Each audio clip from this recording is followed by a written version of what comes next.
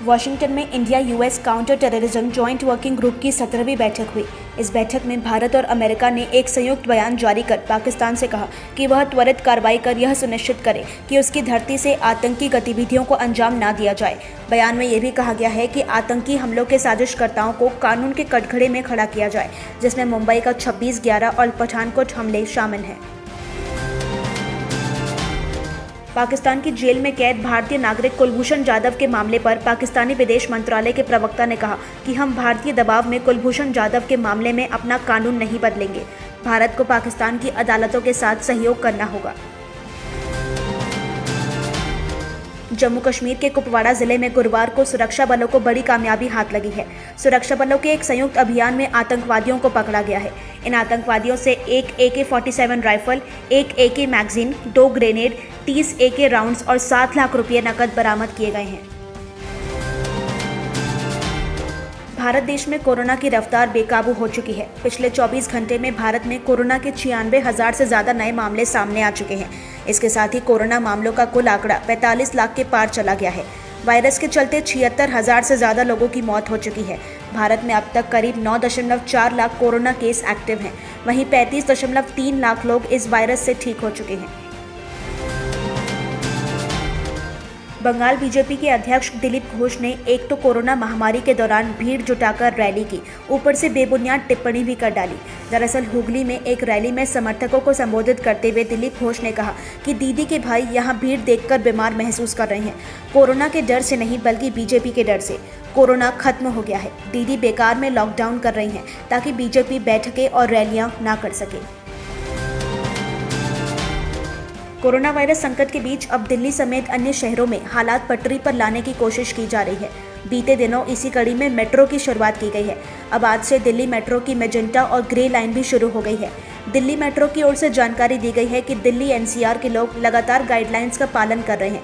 ऐसे में आज से मैजेंटा और ग्रे लाइन की शुरुआत भी की जा रही है। सभी लोग सावधानी बरतें और यात्रा करें।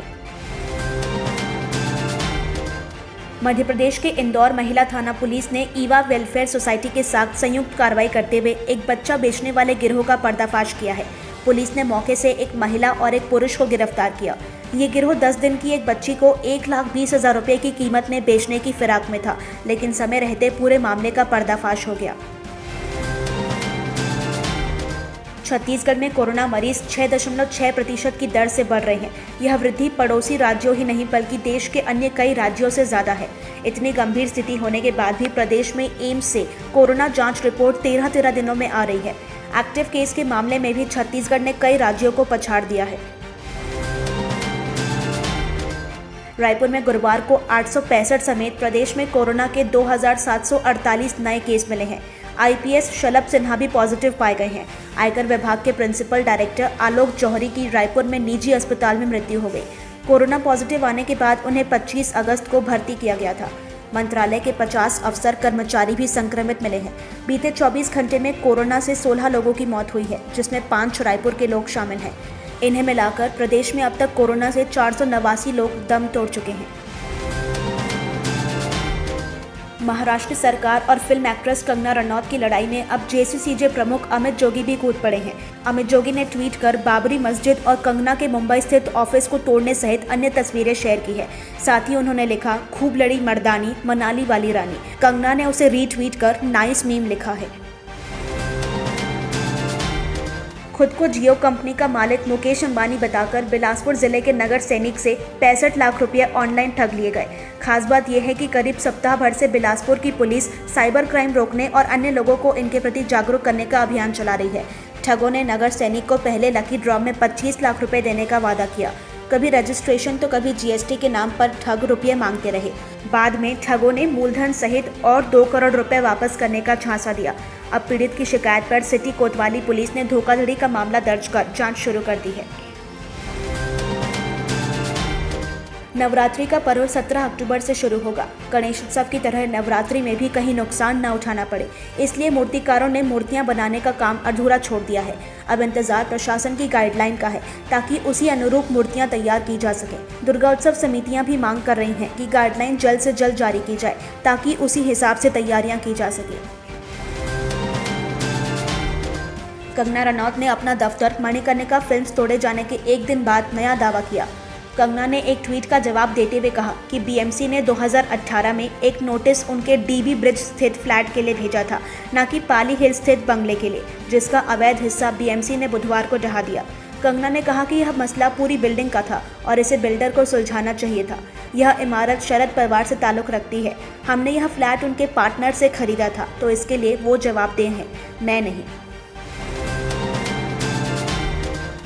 एनसीबी ने रिया चक्रवर्ती और उसके भाई की जमानत याचिका का विरोध किया।